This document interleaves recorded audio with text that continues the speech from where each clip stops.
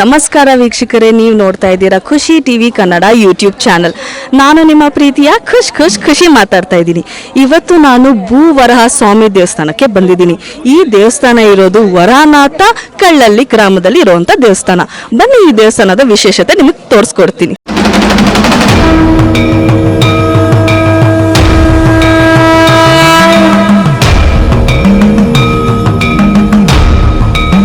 ವೀಕ್ಷಕರೇ, ಪ್ರತಿಯೊಬ್ಬ ವ್ಯಕ್ತಿಗೂ ಒಂದು ಸ್ವಂತ ಸೈಟ್ ಕೊಂಡ್ಕೊಳ್ಬೇಕು ಅಥವಾ ಸ್ವಂತ ಮನೆ ಕಟ್ಟಬೇಕು ಅಂತ ಆಸೆ ಇರುತ್ತೆ. ನಿಮಗೂ ಇಂತಹ ಆಸೆ ಇದ್ರೆ ನೀವು ಖಂಡಿತವಾಗ್ಲೂ ಭೂವರಹ ಸ್ವಾಮಿ ದೇವಸ್ಥಾನಕ್ಕೆ ಭೇಟಿ ನೀಡಲೇಬೇಕು. ವೀಕ್ಷಕರೇ, ಈ ದೇವಸ್ಥಾನದ ಏನು ವಿಶೇಷತೆ ಅಂದರೆ, ಈಗ ನಮ್ಮ ಕನಸಿನ ಮನೆ ಅಥವಾ ಲ್ಯಾಂಡ್ ತೊಗೊಳ್ಬೇಕಂದ್ರೆ ಈ ಇಟ್ಟಿಗೆ ಕಲ್ಲನ್ನ ಮನೆಗೆ ತೊಗೊಂಡೋಗಿ 1 ವರ್ಷ ಪೂಜೆ ಮಾಡಿದ್ರೆ 1 ವರ್ಷ ಒಳಗಡೆನೆ ನೀವು ಲ್ಯಾಂಡು ಕೊಂಡ್ಕೊಳ್ಬೋದು ಅಥವಾ ಮನೆನೂ ಕಟ್ಟಿಸ್ಬೋದು. ಅಥವಾ ನಿಮಗೆ ಪರ್ಟಿಕ್ಯುಲರ್ ಆಗಿ ಲ್ಯಾಂಡೇ ತೊಗೊಳ್ಬೇಕಂದ್ರೆ ಈ ದೇವಸ್ಥಾನದ ಮಣ್ಣು ಮನೆಗೆ ತೊಗೊಂಡೋಗಿ ಕೆಂಪು ಮಣ್ಣನ್ನ ಮನೆಗೆ ತೊಗೊಂಡೋಗಿ ಹೂವು ಹಾಕಿ ಪೂಜೆ ಮಾಡಿದ್ರೆ ಗ್ಯಾರಂಟಿ ನಿಮ್ಮ ಕನಸಿನ ಮನೆ ಅಥವಾ ಲ್ಯಾಂಡ್ ನೀವು ತೊಗೊಳ್ತೀರಾ. ನನ್ನ ಪರ್ಸ್ನಲ್ ಅನುಭವ ನಾನು ನಿಮಗೆ ಹೇಳ್ತಾ ಇದ್ದೀನಿ.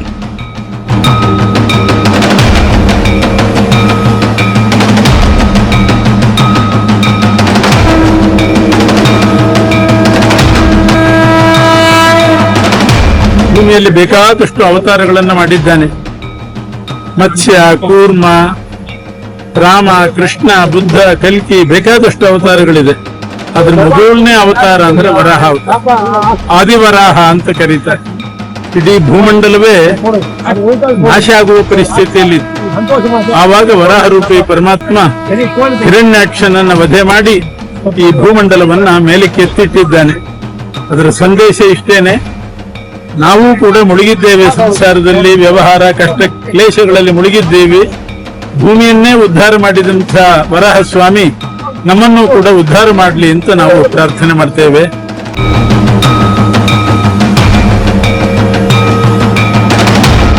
ಮನೆ ಕಟ್ಟಬೇಕು ಅಂತ ಆ್ಯಕ್ಚುಲಿ ಇತ್ತು. ಸೊ ಅದಕ್ಕೇ 11 ಪ್ರದಕ್ಷಿಣೆ ಹಾಕಬೇಕು. 11 ಪ್ರದಕ್ಷಿಣೆ ಹಾಕಾದ್ಮೇಲೆ ದೇವ್ರಿಗೆ ಮಣ್ಣಾಗಲಿ ಇಟ್ಟಿಗೆ ಆಗಲಿ ಅದು ತೊಗೊಂಡು ಮಣ್ಣು ತೊಗೊಂಡು ಹೋಗೋದು ಮನೆ ಸ್ಟಾರ್ಟ್ ಮಾಡೋದಕ್ಕೋಸ್ಕರ.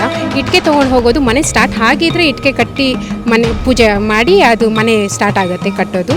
ಸೊ ಅದಕ್ಕೋಸ್ಕರ ನಾವು ಆ್ಯಕ್ಚುಲಿ ಇದು ಕಂಪ್ಲೀಟ್ ಮಾಡಿದ್ದೀವಿ. ಸೊ ಅದಕ್ಕೆ ನಾವು ಮನೆ ಗೃಹಪ್ರವೇಶನೂ ಮಾಡಿದ್ದೀವಿ ಇಲ್ಲಿ ಬಂದಿದ್ದಕ್ಕೆ. ಸೊ ಅದಕ್ಕೆ ಇನ್ನೊಂದು ಸತಿ ದೇವ್ರನ್ನ ದರ್ಶನ ಮಾಡೋಕ್ಕೆ ಬಂದಿದ್ದೀವಿ.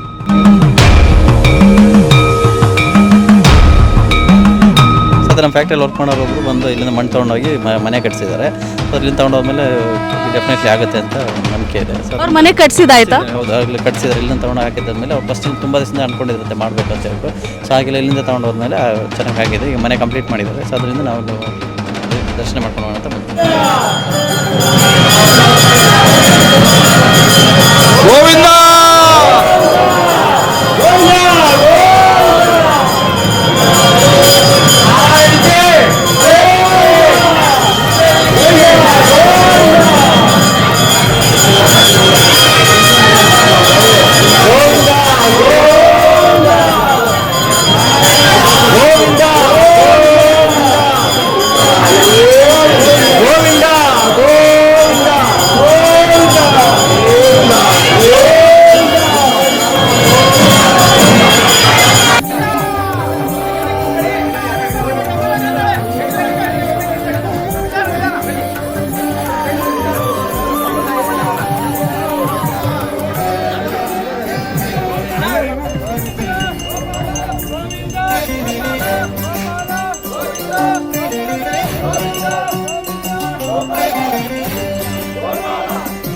ರೇವತಿ ನಕ್ಷತ್ರ ಇವತ್ತು ಭಗವಂತನ ಆವಿರ್ಭಾವ ದಿವಸ ಭಗವಂತನಿಗೆ ಪಟ್ಟಾಭಿಷೇಕ ನೆರವೇರಿಸಲಾಯಿತು.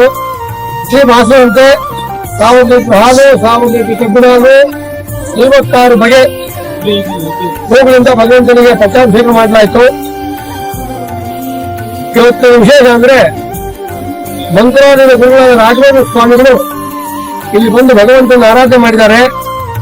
ಎಲ್ಲರಿಗೂ ಪ್ರಪಂಚಕ್ಕೆ ಒಳ್ಳೆಯದಾಗಲಿ, ಎಲ್ಲರಿಗೂ ಶಾಂತಿ, ಸುಖ, ಸೌಲಭ್ಯ ಮತ್ತೆ ನೆಮ್ಮದಿ ಸಿಗಲಿ ಅಂತ ಪ್ರಾರ್ಥನೆ ಮಾಡಿದ್ದಾರೆ. ಅವರ ಆಶೀರ್ವಾದ ಎಲ್ಲರಿಗೂ ಇದೆ ಅಂತ ಹೇಳಿ ನಮ್ಮೆಲ್ಲರಿಗೂ ಈ ಮೂಲಕ ಪ್ರಯತ್ನ ಮಾಡ್ತೇನೆ. ಇಂದಿನಂತೆ ನಾವೀಗ ಈ ದೇವಸ್ಥಾನವನ್ನ ಮತ್ತೆ ಪುನರುತ್ಥಾನ ಮಾಡಬೇಕು ಅಂತ ಹೇಳಿ 146 ಕಾಲ ಮಂಟಪ, 126 ರಾಜಗೋಪುರವನ್ನು ಕಟ್ಟಬೇಕು ಅಂತ ಸ್ವಾಮಿಗಳ ಸಂಕಲ್ಪ ಆಗಿದೆ. ಸರ್ಕಾರಗಳು ಆಶೀರ್ವಾದ ಮಾಡಿದ್ದಾರೆ.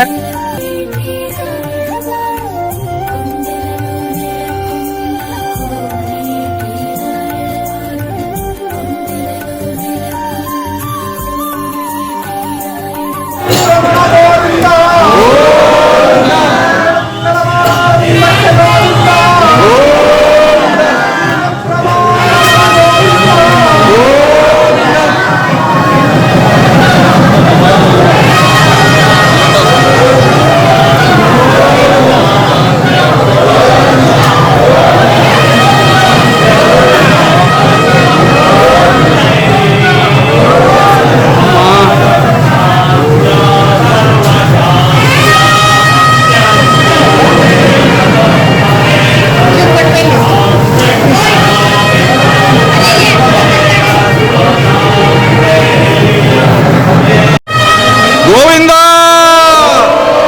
ಗೋವಿಂದ ಗೋವಿಂದ ಗೋವಿಂದ.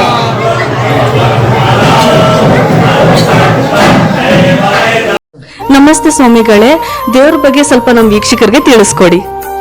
ಇದು 2500 ವರ್ಷದ ವಿಗ್ರಹ, ಗೌತಮ ಋಷಿಗಳ ಪ್ರತಿಷ್ಠಾಪನೆ. ಮತ್ತು ಶ್ರೀದೇವಿ ಭೂದೇವಿ ತೊಡೆ ಮೇಲೆ ಕೂತ ಒಂದು ವಿಶೇಷ. ನಮ್ಮ ಭಾರತ ಖಂಡದಲ್ಲಿ ಅತಿ ಎತ್ತರವಾದ ವಿಗ್ರಹ ಅಂದರೆ ಇದನ್ನೇ ಎಲ್ಲೂ ಇಲ್ಲ. ಪೀಠದಿಂದ ಹಿಡಿದು ತುದಿಯವರೆಗೆ 18 ಅಡಿ ಎತ್ತರಲ್ಲಿದ್ದೇವೆ ದೇವಿಯವರು ಭೂದೇವಿ ವರಹಾಸ್ವಾಮಿ. ಮತ್ತು ಅಲ್ಲಿ ವರಹಾಸ್ವಾಮಿ ಇದ್ದ ಮೇಲೆ ಶ್ರೀದೇವಿ ಭೂದೇವಿ ಶ್ರೀನಿವಾಸರ ದರ್ಶನ ಮಾಡ್ಕೊಂಡು ಹೋಗ್ಬೇಕಂತ ಅದು ಪುರಾತನ ಕಾಲದಲ್ಲೂ ಇದೆ. ಈಗ ತಿರುಪತಿಯಲ್ಲಿ ಹೇಗೆ ವರಹಾಸ್ವಾಮಿ ದರ್ಶನ ಆದಮೇಲೆ ಶ್ರೀನಿವಾಸದ ದರ್ಶನ ಮಾಡ್ಕೊಂಡು ಹೋಗ್ಬೇಕಂತ ಹೇಳ್ತಾರೋ ಆ ಥರ ಇಲ್ಲೂ ವರಹಾಸ್ವಾಮಿ ಇದ್ದ ಮೇಲೆ ಶ್ರೀದೇವಿ ಭೂದೇವಿ ಶ್ರೀನಿವಾಸ ದರ್ಶನ ಮಾಡ್ಕೊಂಡು ಹೋಗ್ಬೇಕಂತ ಶ್ರೀದೇವಿ ಮತ್ತು ಶ್ರೀನಿವಾಸರ ಈ ಕಡೆ ಭೂದೇವಿ ತಾಯಿ ಕೂರಿಸಿದ್ದಾರೆ. ಇಲ್ಲಿ ಪ್ರತಿಷ್ಠಾಪನೆ ಆಗಿದೆ. ಇದು ಈಗ ಒಂದು 3 ವರ್ಷ ಆಯಿತು ಪ್ರತಿಷ್ಠಾಪನೆ ಆಗಿ. ಇತ್ತೀಚೆಗೆ ಇದು ಇಲ್ಲಿ ನಡೀತಾ ಇದೆ ಮೇಡಮ್.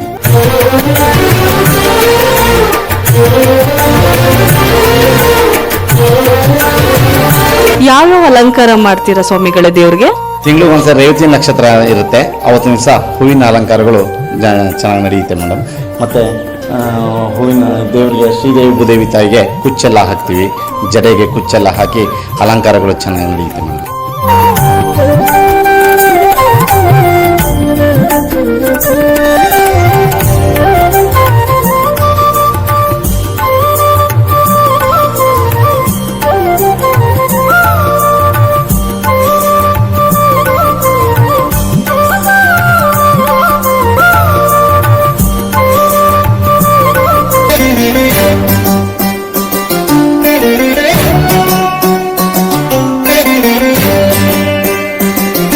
ಭಕ್ತಿ ಇದೆ, ಭಕ್ತಿಯಿಂದ ಪ್ರಾರ್ಥನೆ ಮಾಡಬೇಕು.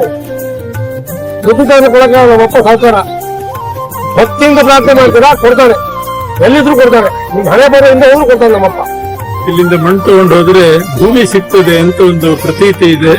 ಇಟ್ಟಿಗೆ ತಗೊಂಡು ಹೋದ್ರೆ ಮನೆ ಕಟ್ಟಿಸ್ತಾರೆ ಅಂತ ಪ್ರತೀತಿ ಇದೆ. ಎಷ್ಟೋ ಜನರಿಗೆ ಅದು ಅನುಭವ ಆಗಿದೆ. ಹಾಗೆ ಒಬ್ರು ನಮ್ಗೆ ಹೇಳಿ ನಾವು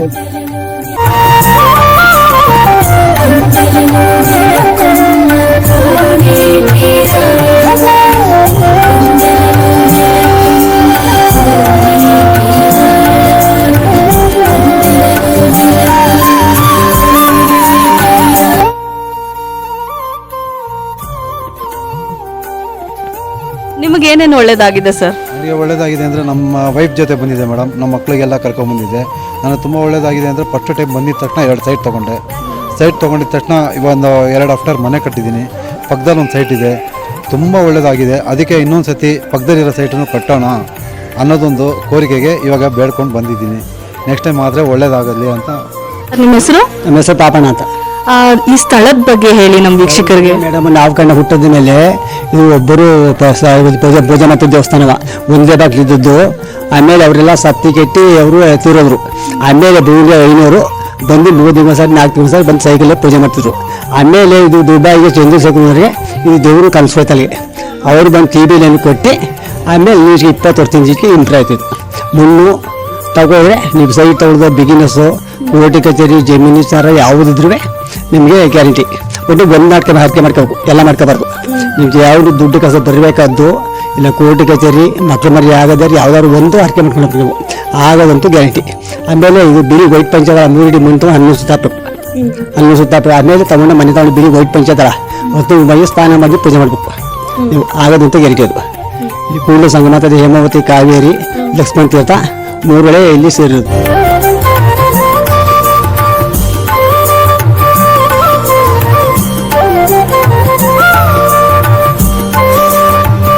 ಜಾತ್ರೆ ಬಗ್ಗೆ ಹೇಳಿ. ಜಾತ್ರೆ ಬಗ್ಗೆ ವರ್ಷಕ್ಕೊಂದ್ಸಾರಿ ವರ ಜಯಂತಿ ಅಂತ ಆಗ್ತೈತೆ. ವರ ಜಯಂತಿ ಆಯ್ತಿದ್ದು ವರ ಜಯಂತಿ ತಿಂಗಳು ಒಂದ್ಸಾರಿ ಅಭಿಷೇಕ ಅವೆಲ್ಲ ಮಾಡ್ತಾರೆ. ಈಗ ತಿಂಗಳು ಒಂದ್ಸಾರಿ ನೈವೇದ್ಯ ಸತ್ರ ಮಾಡ್ತಾರೆ. ಹುಟ್ಟುವಾರ ಅದು ದೇವರು ತಿಂಗಳು ಸಭೆತಲ್ಲಿ ಅದು ಅವತ್ತು ಅಭಿಷೇಕ ಜೋರ 5,000 ಅವರ ಭಕ್ತಿ 10,000 ಕೊಡ್ತಾರೆ, ಲಕ್ಷ ಕೊಡ್ತಾರೆ, 500 ರೂಪಾಯಿ ಕೂಡ ಬರ್ಸಿರ್ತಾರೆ. ಒಳ್ಳೆ ಅಭಿಷೇಕ ತಿಂಗಳು ಹೇಳ್ತಾರೆ. ಅಭಿಷೇಕ ಮಾಡ್ಕೊಡೋಂತ ಗ್ಯಾರಂಟಿ.